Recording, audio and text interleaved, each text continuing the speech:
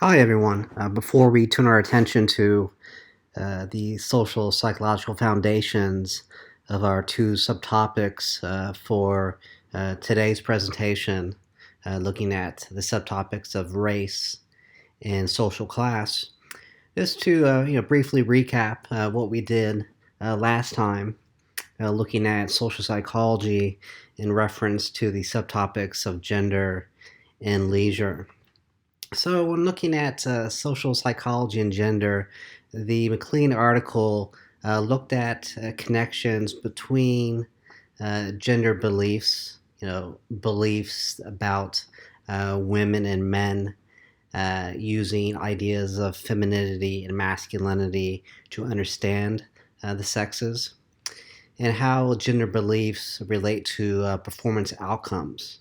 So, the question we can look at, do ideas about women and men mediate if people can contribute to group performances and become leaders in group settings?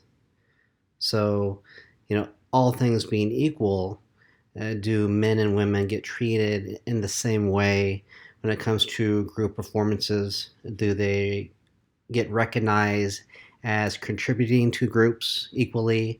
And do they equally get opportunities to emerge as group leaders? So, what the research found was when using that promotive voice, when trying to move the group closer to the goal, men's ideas are taken seriously. So, people will listen to men and their ideas, and then men emerge as group leaders because they're getting higher status from group members. So, kind of saying this in another way, when guys are trying to move the group forward, their fellow group members give them higher status, and based upon that higher status, they can emerge as a group leader. So now, when looking at using the same type of voice, the promotive voice, still trying to move the group forward to the end goal, women's ideas compared to men are taken less seriously. And women do not receive social status from other group members when they're using the same promotive voice as men. And because they're not receiving that higher status from group members, they do not advance as group leaders. And so here, the bad side is twofold. On the one hand, you see that promotion of the gender inequality, not based upon merit or one's actual ability and one's actual contribution, but you see people getting treated in a certain way based upon simply being a woman and the gendered beliefs we attach to being a woman. Compared to men, you're not as good as a leader. Compared to men, you're not as independent, so on and so on. So that's obvious, I think. But the second downside to these findings is that businesses, groups will ultimately lose out as well. When your group is not promoting the most qualified, the most competent, when the business is not promoting those who are, legitimate workers, then ultimately it's the group and the business that suffers when you're not getting the best people and the best positions for the groups, for the companies to succeed. So then we can touch on the Newman article, which looked at leisure and social psychology, specifically the question, what are key social psychological variables that promote positive well-being when we're doing our leisure activities? And so they highlighted 5 different variables. And the first one was being able to select your leisure, having autonomy. Then we talked about feeling, you have a feeling of control when you're doing the leisure. And this relates to mastery, doing leisure with other people, the affiliation variable, keeping leisure separate from your work. And this is the work detachment variable. And finally, the personal connections to the leisure. The more meaning you have, with the leisure, the better experience you're going to get as a result. So now we can shift our focus to how social psychology ties into race. So we can first, kind of remember the connection between social psychology and culture. So when we're looking at social psychology and race, first we need to recognize that we are learning and we are internalizing cultural meanings associated with racial categories. So the meanings that we associate with being white, with being black, Asian, so on and so on. So once we get exposed to these cultural meanings that we associate with racial categories, it can influence how we see ourselves as racialized people or how we see other people as racialized individuals. So this connection between how strongly we use race to identify ourselves or how we strongly we use race to identify other people, this varies in terms of one's group standing. And the pattern you find is that racial minority groups are more likely to strongly identify themselves through their racial lens. So if you're an African American, if you're an Asian woman, you're likely to see yourself as an African American woman, as an Asian woman, compared to if you're a white woman, you just see yourself as a woman. You leave your racial category kind of out of your self understanding. And the same rule of thumb applies to social identification. So people are more likely to identify other people with their racial categories and the associated meanings with the racial categories when the person is a racial minority. So, in other words, often if I walk into the classroom, the first day of class, you may just see me as, the guy professor, or maybe you don't use, my sex. You just see me as the professor of the class. But if you walk into your class and it's a black professor or an Asian professor, and then you'll use their racial category to kind of understand how you see them. So, in other words, my often if you're kind of white, other people don't see your race at all. It operates invisibly. And when you're a racial minority, people do recognize you as a racialized person, and sometimes they use those racial meanings, the racial stereotypes we'll talk about shortly, to kind of understand who you are, perhaps what you're about. So in the Gorham article, what we're looking at is how a conceptual framework is being outlined for readers regarding how racial stereotypes emerge, how they manifest in everyday life. So basically, trying to understand where often racial stereotypes come from and how they become part of our everyday experiences. And so we can look at the article with respect to the cause of the racial stereotypes and then also the consequences of racial stereotypes. So before looking at the cause, just keep in mind when we talk about racial stereotypes, we're looking at different myths, different falsehoods that are recognized as being true. So when looking at a stereotype, it's a generalization of a certain attribute or a certain trait to an entire group of people. So it may be true for some people in the group, but it's not true for the entire group. And thus, it's not true, it's a falsehood, it's a stereotype rather than something that's real.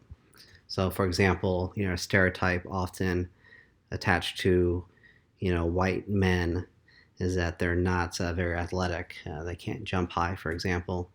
That may be true, but not true for all white men. Thus, it's not true at all. It's a falsehood. So that's what we're talking about as a myth, as a falsehood when we're talking about racial stereotypes.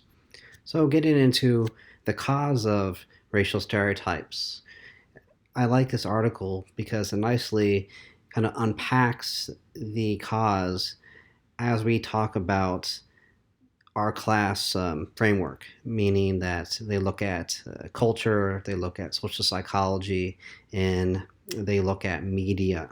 So, media would be the institution, the culture would be language, and the social psychology part would be the internalization focus. So I like this article because it nicely kind of shows all pieces of our class framework and how they relate to one another. So when looking at that institutional piece, we're looking at media, how media could be in a movie, it could be in music and TV shows, how the media delivers to the audience cultural meanings about racial categories. So the meanings that we are exposed to, re-exposed to. When we're talking about racial minority groups, typically these meanings are what I call disproportionately one-sided. So with racial majority groups, you see them in many different roles, many different capacities. But often with racial minority groups, what we see is very limited. They're often portrayed in kind of one way, as the athlete, as the criminal, while whites, for example, could be portrayed as athletes and criminals, but they're also portrayed as judges, as lawyers, as police officers, so on and so on. So multidimensional representations of racial majority group members compared to racial minority group members. And with this being exposed and re-exposed to the one-sided deliveries, this encourages the emergence of stereotypes. And so the media kind of delivers the cultural meanings, and specifically, the culture is a language. So it's what we can hear verbally about people in different racial categories, but it's also about what's going on non-verbally, what we are seeing. So both the direct verbal or perhaps indirect non-verbal language helps promote these stereotypes through a socialization process. And the more we hear, the more we see these stereotypes, the more we're socialized to make the stereotypes part of our social psychology.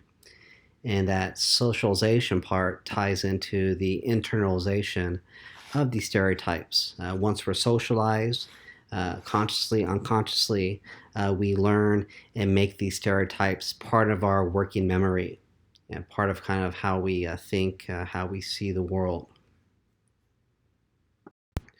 Following the causes of stereotypes, we can look at the consequences.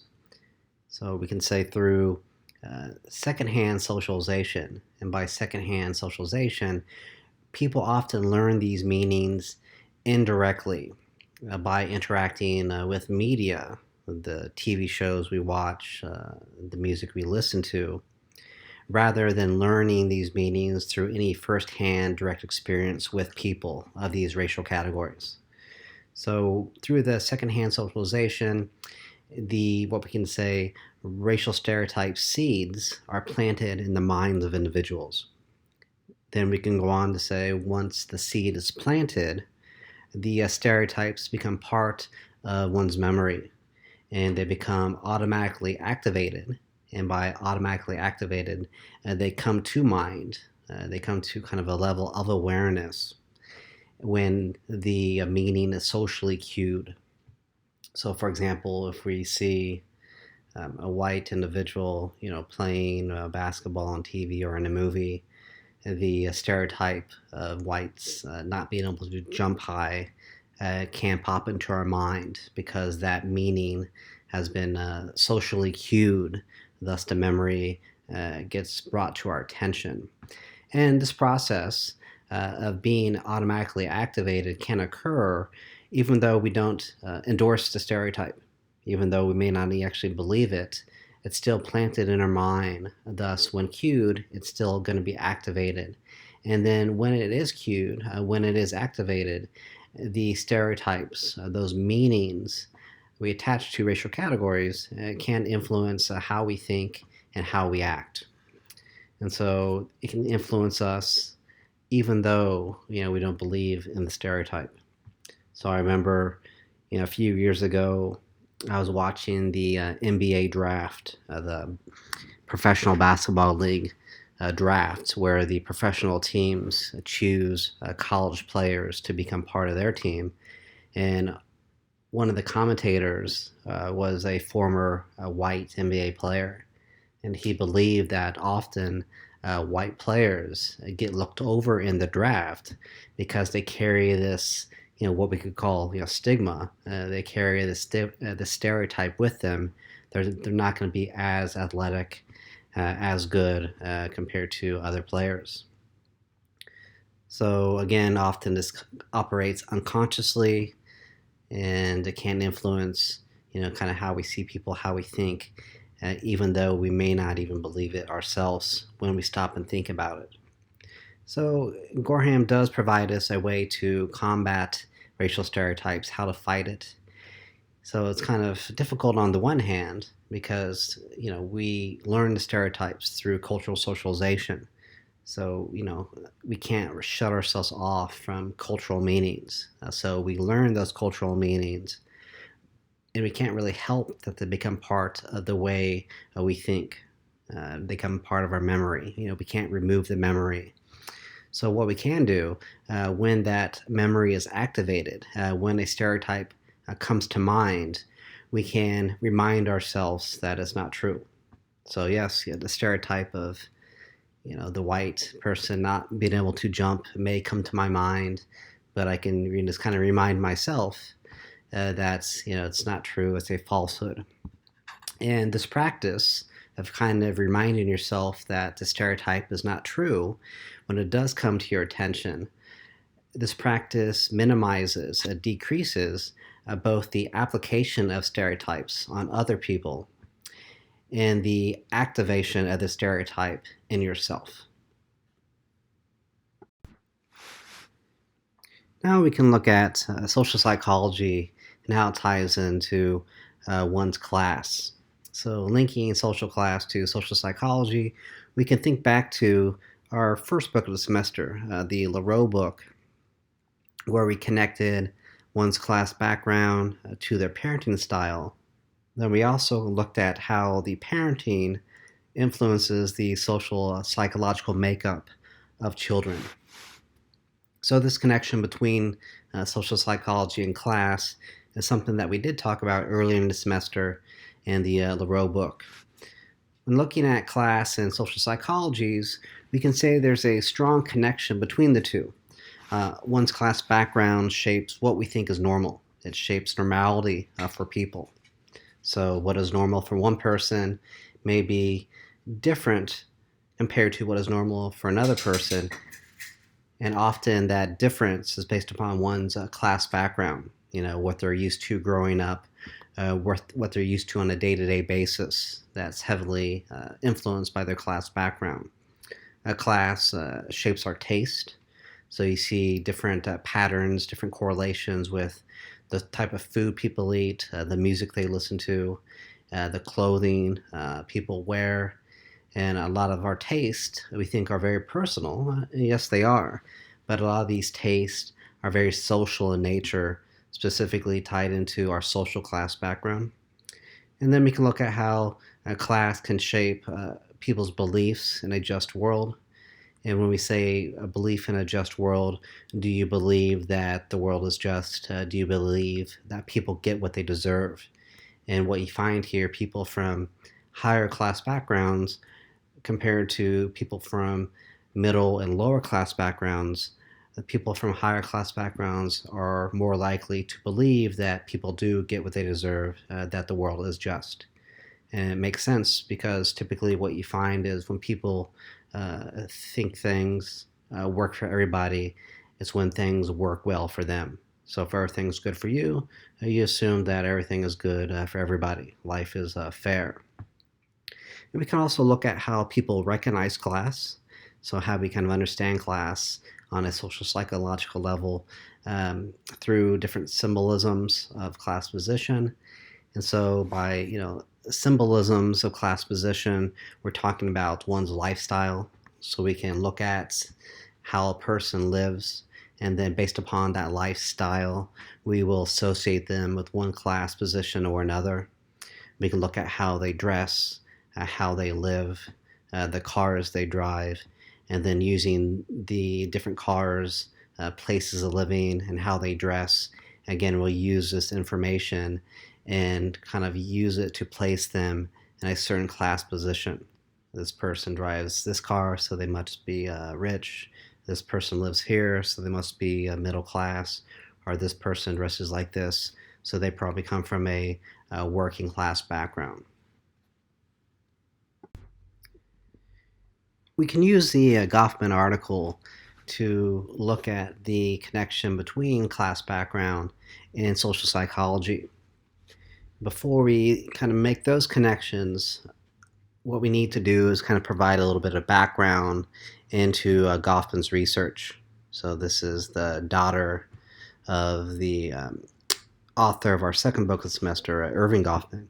So what Alice Goffman does is she looks at different changes of policing practices. So how people policed individuals changed in certain places at certain times, and how the changing of police practices promoted social psychological insecurity. So beginning a little bit of background into the research, we can look at how there's kind of a reorganization of government. So specifically how government allocations shifted. And by government allocations, we're looking at, where does the support go, the social, financial support that government provides, where does that support go? And so metaphorically, you can look at the government as having two hands, a left hand of the state and a right hand of the state. And with the left hand, we say that this is the caring hand, the part of government that's there to support people, to care for people, such as our health care, such as our social services, such as our public schools.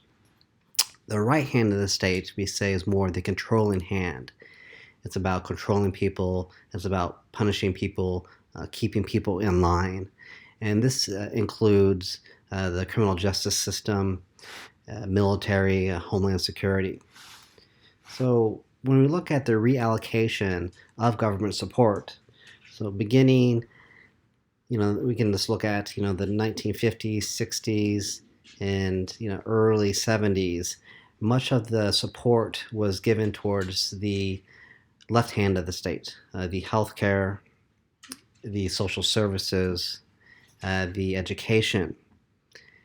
And then beginning in the late 1970s, there's a shift to focus.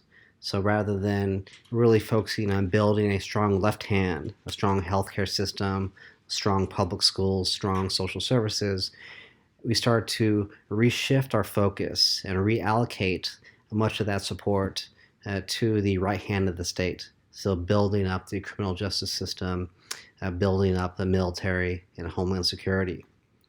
So kind of looking at this background, we start to see that ultimately this contributes to a change of police practices, specifically in lower class urban environments. So like before, the Gorham article, I highlighted how the article looked at the three pieces of our course framework. And we can see those same three pieces here.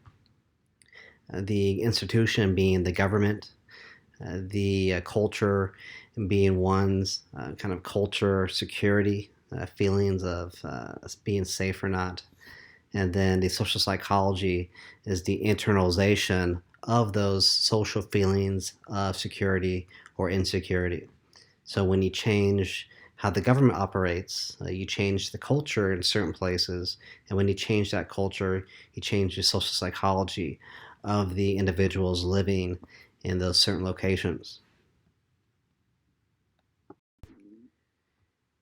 When looking at people who are on the run, we can look at why they're on the run, who are we talking about primarily as people being on the run, then who are on the run, what are similarities among them, or perhaps what are some differences when looking at people on the run.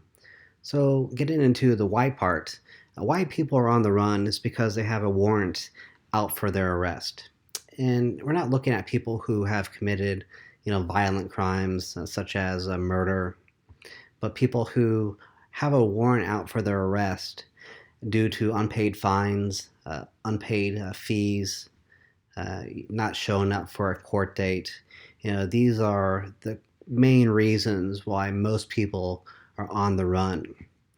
And so, who are we talking about? So, you're on the run because you have these unpaid fees and fines. Disproportionately, we're talking about men. So, I'm sure there are women out there who carry this on the run status, but primarily we're talking about men. And this makes sense because primarily those who have a warrant out for them are men, and this connects to men doing more crime compared to women overall. So we're talking about men, so we can look at kind of those men who are on the run, and they do carry some similarities.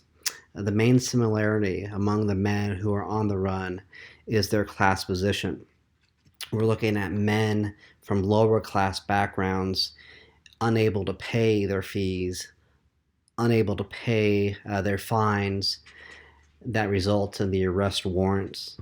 So if a middle class or an upper class person, gets a parking ticket or speeding ticket, they have the resources, the money to pay for the fee, to pay for the fine. So once you take care of that, you don't have to worry about it anymore. There's never going to be a warrant out for your arrest. But people from lower class backgrounds sometimes don't have the extra money, the resources to pay the fees and the fines. Thus, that's what causes the lower class individuals to disproportionately be connected to the on the run status. So we can say that there's similarities, but also we can say there's a difference among these individuals. So the main difference is where people live, their place. So people from lower class backgrounds can be on the run, but being on the run and how you experience that socially and psychologically will differ compared to where you live. Those who are on the run in lower class urban environments experience being on the run much differently compared to those who are on the run and they live in non-urban locations such as suburbs, such as rural areas. Having a different social and a different psychological experience when you're on the run, depending upon where you live, connects to how different forms of policing are practiced depending upon your place, depending upon where you live. So, just a brief kind of background into this. Previously, both in urban and non-urban areas, the policing methods were the same. We can say that in both areas, they were reactive policing responses. So you would react to the crime as happening, react to the crime after it occurred. And then also you start to see a lower police presence, not too many people walking, driving around, and kind of a lack of using technology to track and to watch over people. Now, you start to see a shift in this during the late 1970s. And this corresponds with the shift from the left hand of the state to the right hand of the state. Having more resources to build up the criminal justice system, you start to see police departments grow and police departments beginning to purchase and use new forms of technology to watch people, such as cameras, or using different computer programs to track people when they were scan an ID or something like that. So during the late 1970s, you start to see a shift, but that shift only occurs in the lower class urban areas. Today, like before, the non-urban areas basically use the same previously used policing practices. The non-urban areas today are still mostly reacting to situations, and you still see that lower police presence, whether it be actual officers or the use of technology, compared to in the lower class urban areas what you start to see is increased use of proactive responses. So basically, you're trying to get out in front of things. You're trying to be proactive in your practice to avoid something happening, to make sure it doesn't happen to begin with.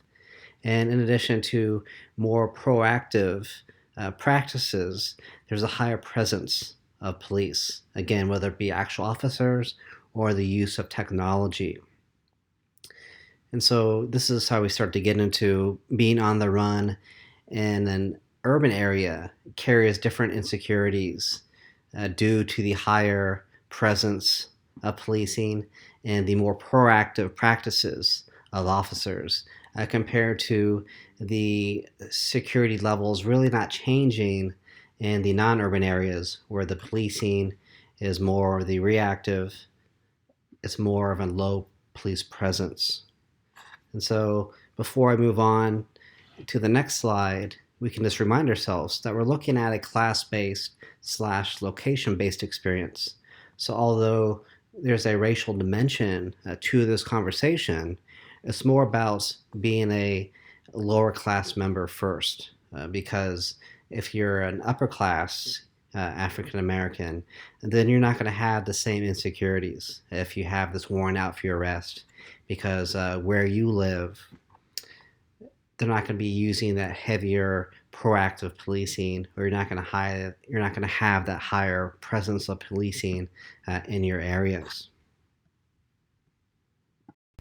In Goffman's research, she found these new policing practices, the proactive methods of policing and the higher police presence in the lower class urban locations promote a new social psychological insecurity that wasn't previously there.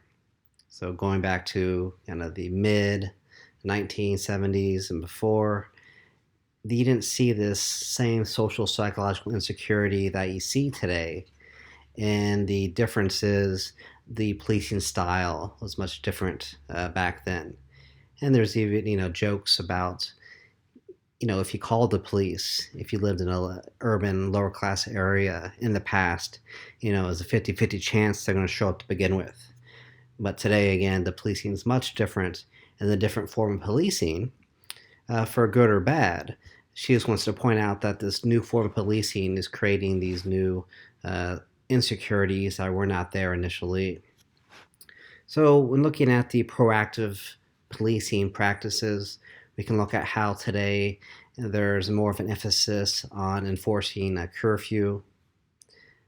There's more of an emphasis on using a probable cause.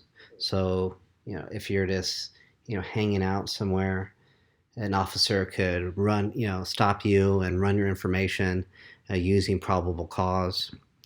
And when they do that, they can, capture you in your on-the-run status. So even though you're not doing anything wrong, they may have the warrant out for you, and then they can arrest you and take you in for that. And the same thing with a curfew.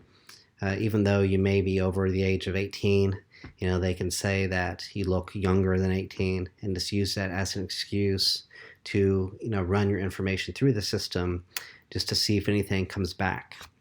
And then also you have the higher police presence with more officers, on the ground, more police cameras, newer forms of technology that you can use to track people when they go to court, when they go to hospitals.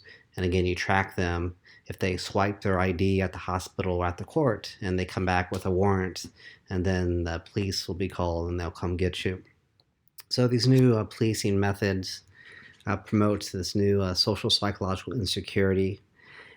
We'll talk about as places that were once safe and secure now become places that are unsafe and insecure.